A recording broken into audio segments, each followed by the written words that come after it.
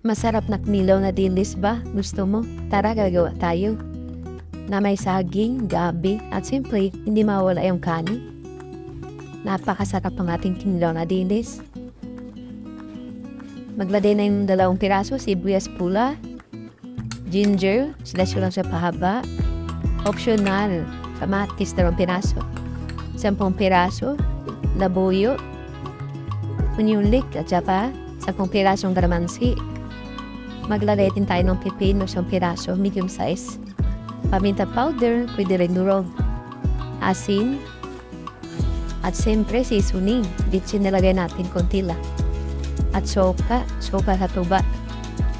Masarap ito sa kinilaw ng sopa sa tuba. Bigay ito galing probinsya. Ito try natin. Yung ating dilis ay 1/2 kilo.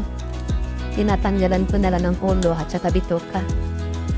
Hindi ko na siya hinati kasi maliliit ito. Pero yung malalaking dilis, hinahati ko yun. Tinatanggalan ko ng buto. At dito yung iba, magkaiba po yung klase ng dilis.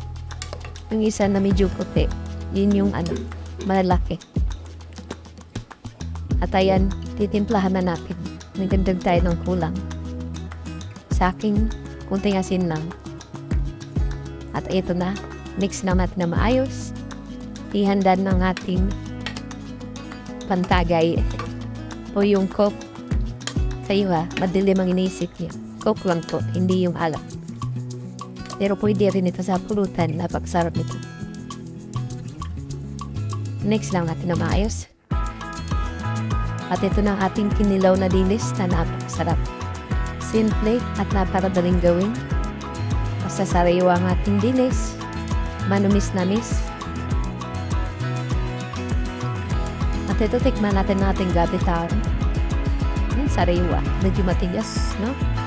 Dahil siya, masarap talaga siya pag medyo matigas, hindi malambot.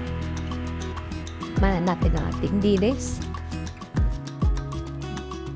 Kung gagawa tayo ng ganito, napakasimple. Hindi ko nga alam kung maubos ko ba to. Dahil ako lang mag-isa kakain dito. Di mahilig sa kinilaw yung kasama ko sa bahay. Siguro pulutan ko na lang iba. And maraming salamat po sa inyong panood. God bless po. Bye-bye!